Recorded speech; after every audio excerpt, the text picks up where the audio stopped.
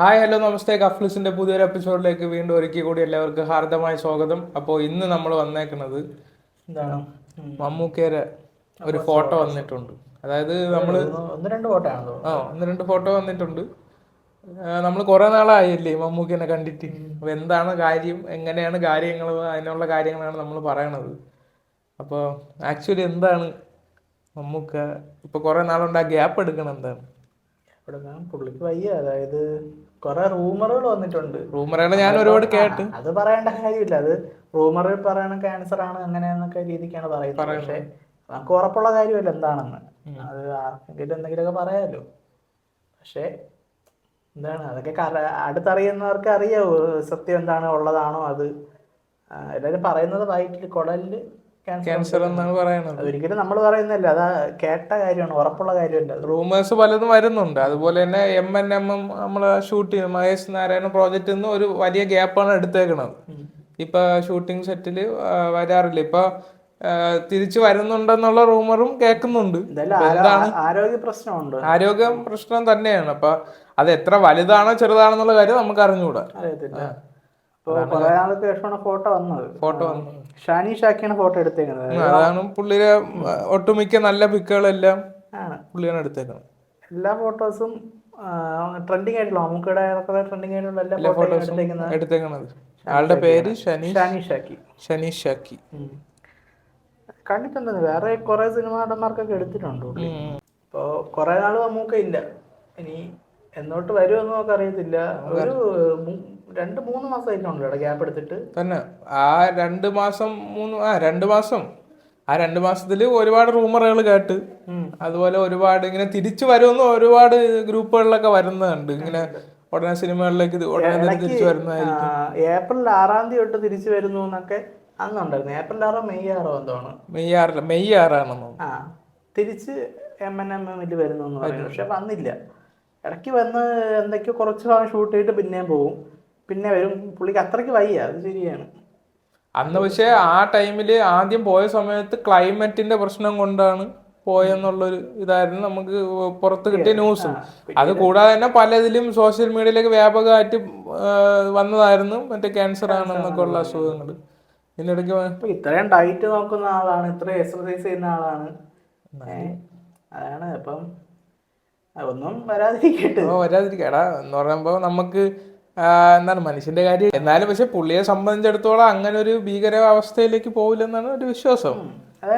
ആരോഗ്യ പ്രശ്നം ആയിരിക്കും ചിലപ്പോ. ഒരു വയസ്സായില്ലേ ഇപ്പം, 73 വയസ്സുള്ള ഇത്ര അടുപ്പിച്ച് ചിത്രങ്ങൾ ചെയ്യുമ്പോൾ അതിൻ്റെതായ ബുദ്ധിമുട്ടുകളൊക്കെ ഉണ്ടാവും. ഇനിയിപ്പോ ആരോഗ്യത്തിൽ കൂടുതൽ ശ്രദ്ധിച്ച് വേണ്ട സ്ക്രിപ്റ്റുകൾ മാത്രം സെലക്ട് ചെയ്ത് ചെയ്താലും പോസിബിൾ ആണ്. അത്രയും മറ്റേ കണ്ണൂർ സ്ക്വാഡൊക്കെ ഇതൊക്കെ ഒരുപാട് എഫോർട്ട് ഇട്ടിട്ടുണ്ട്. ടർബോ എടുക്കാനും ഫൈറ്റിനും അതിനൊക്കെ നല്ല എഫോർട്ട് ഇട്ടിട്ടുണ്ട്. അതായത് നമ്മള് പണ്ട് കോമഡി ആണെങ്കിലും പറയും, ദുൽഖർ സൽമാന്റെ ഒരു ഇന്റർവ്യൂലൊക്കെ പുള്ളി പറഞ്ഞിട്ടുണ്ട്. അതായത് മമ്മൂക്ക വഴക്ക് പറഞ്ഞിട്ടുണ്ടെന്ന്, ഇങ്ങനെ വർഷത്തെ ഒരു പടം ചെയ്യാനായിരുന്നെങ്കിൽ നീ ഇവിടെ നിന്ന് പോരെ എന്നൊക്കെ. അവരുടെയൊക്കെ ഒരു എന്ന് പറഞ്ഞാൽ ഇപ്പൊ മമ്മൂക്കയായാലും ലാലേട്ടനായാലും അവരെ ഈ ദുൽഖറിന്റെ ഒക്കെ പ്രായത്തിൽ അവര് ചെയ്ത് വെച്ചത് ഒരു മാസത്തിൽ തന്നെ 2 പടമൊക്കെ അവര് ചെയ്തിട്ടുണ്ട്. ഒരു മാസത്തിൽ 2 അതിൽ കൂടുതൽ ചെയ്തിട്ടുണ്ട്. ഇപ്പൊ ധ്യാനിന്റെ ആ ഒരു ഇതില് അവര് ചെയ്തിട്ടുണ്ട്. അത്രയും ഹാർഡ് വർക്കാണ് അവർ ഇട്ടിട്ടാണ് ഈ ലെവലിൽ അവർ നിൽക്കണത്. അപ്പൊ അവർക്ക് ഇതൊക്കെ കാണുമ്പോൾ ഒരു വർഷം എത്ര 50 കൂടുതൽ സിനിമകളൊക്കെ ചെയ്തിട്ടുണ്ട്. പിന്നെ അതിൽ കൂടുതലൊക്കെ ചെയ്തിട്ടുണ്ട്. അത് മമ്മൂക്കായാലും ലാലേട്ടനായാലും അവരെല്ലാം ഒരുപോലെ. ഇപ്പോഴത്തെ ആക്ടർമാരാണെങ്കിൽ ഒരു വലിയ പ്രോജക്റ്റ് കഴിഞ്ഞാൽ അപ്പോഴേ പിന്നെ ഒരു ലോങ് ബ്രേക്ക് എടുത്ത് പിന്നെ ഫാമിലിയായിട്ട് കറക്കോ ഇതൊക്കെയാണ്. അവര് പ്രഷറിൽ നിന്ന് മാറി നിൽക്കുക. ഇപ്പം ഡയറക്ടേഴ്സും പ്രൊഡ്യൂസേഴ്സും ഒക്കെ ചില ആക്ടേഴ്സിന്റെ അഭിനയിക്കായിട്ട് അങ്ങോട്ട് പോയി കാല് പിടിച്ച് തിരിച്ചു കൊണ്ടുപോകുന്ന അവസ്ഥകളൊക്കെ ഉണ്ട്. പക്ഷെ അവരങ്ങനെയല്ല. അവര് ഈ മൃഗയെയും നമ്പർ 20 മന്ത്രസ്മയിലും അഭിനയിച്ചോണ്ടിരുന്നപ്പോഴേ അമ്മൂക്ക പകല് ഞാൻ കേട്ടിട്ടുണ്ട്. പകല് മൃഗയെ അഭിനയിച്ച് രാത്രി വെളുപ്പിന് അത് തന്നെ ഉറക്കം പോലും ഇല്ല.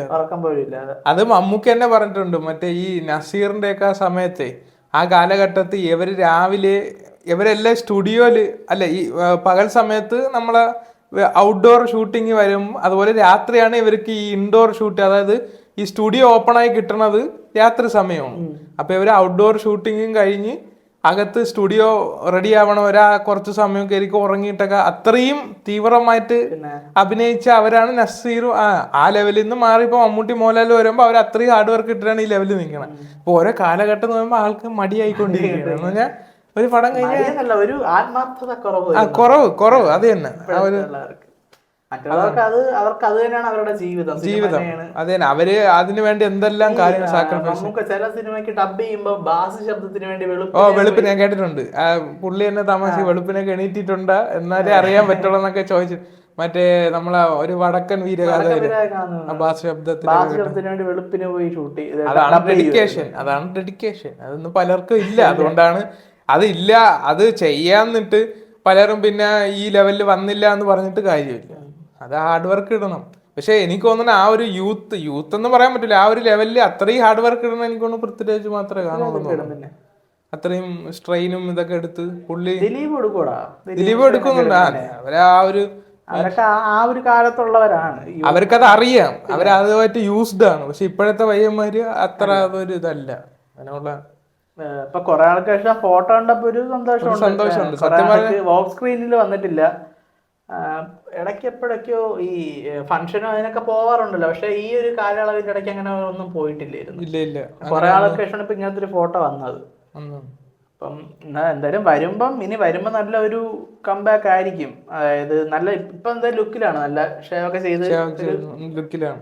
അതുപോലെ തന്നെ നമുക്കറിയാം ഇപ്പൊ മമ്മൂക്ക കൊറോണ ടൈമിലൊക്കെ ബ്രേക്ക് എടുത്ത സമയത്തൊക്കെ പുള്ളി അന്ന് പ്ലാൻ ചെയ്ത ഒരു ഇതിലാണ് പിന്നീട് പുള്ളിക്ക് ആ സക്സസ് വന്നത്. ബ്രേക്ക് എന്ന് പറഞ്ഞാൽ മമ്മൂക്കയെ സംബന്ധിച്ചിടത്തോളം അതൊരു പുതിയ കാര്യമല്ല. ബ്രേക്ക് എടുത്തു കഴിഞ്ഞാൽ പുള്ളി വെറുതെ ഇരിക്കൂല, എന്തെങ്കിലും പുതിയത് ചിലപ്പോ നമ്മൾ ഇനി കാണാത്തൊരു മമ്മൂക്കയായിട്ടായിരിക്കും തിരിച്ചു വരുന്നത്. അപ്പൊ നമുക്ക് ഒന്നും പ്രൊഡിക്ട് ചെയ്യാൻ പറ്റൂല. ഈ ഭീഷ്മപർവം അതാണ് മറ്റേ ബർത്ത്ഡേ വിഷസിന് കമന്റൊരു ക്യാപ്ഷൻ ആയിരുന്നു.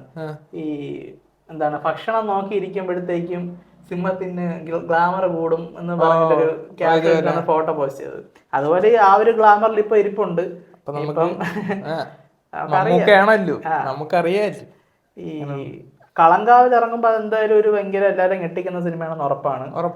ആക്ടിങ് വെച്ച് നോക്കുമ്പോഴത്തേക്കും എന്താണ് ചിലപ്പം സ്റ്റേറ്റ് അവാർഡ് പോകാൻ സാധ്യതയുള്ള സിനിമയാണ് അത്. കളങ്കാവില് ഒരു നെഗറ്റീവ് ഷെയ്ഡുള്ള ക്യാരക്ടറാണ്. പിന്നെ നമ്മൾ ഇങ്ങനെയുള്ള ന്യൂസുകളൊക്കെ കേൾക്കുമ്പോൾ ഇപ്പൊ മമ്മൂക്കയായാലും ലാലേട്ടൻ നമ്മളെ കൊച്ചു കാലം തൊട്ട് ഇവരൊക്കെ കണ്ടു വളർന്നുകൊണ്ട് പെട്ടെന്ന് ഇവരില്ലാതെയൊക്കെ ആയിക്കഴിഞ്ഞാൽ നമ്മളൊരു ബ്ലാങ്ക് ആവും.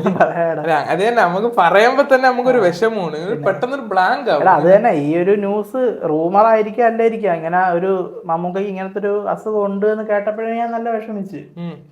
അത് അപ്പം നീ പറഞ്ഞ പോലെ അങ്ങനെയൊക്കെ സംഭവം ഉണ്ടാകുമ്പോഴത്തേക്ക് നമുക്കത് എന്നാല് അങ്ങനെ ഒരു ഒന്ന് ആലോചിച്ച് നോക്കി, അങ്ങനെയൊക്കെ വന്ന് നമുക്കൊരു ബ്ലാങ്ക് അവസ്ഥയാവും. പിന്നെ ഇങ്ങനെ നമ്മള് ഇപ്പോഴത്തെ കുറെ ആക്ടർമാരുണ്ടെങ്കിൽ നമുക്ക് മമ്മൂട്ടി മോഹൻലാൽ എന്ന് പറഞ്ഞാൽ അതൊരു എപ്പോഴും ഒരു വികാരം തന്നെയാണ്.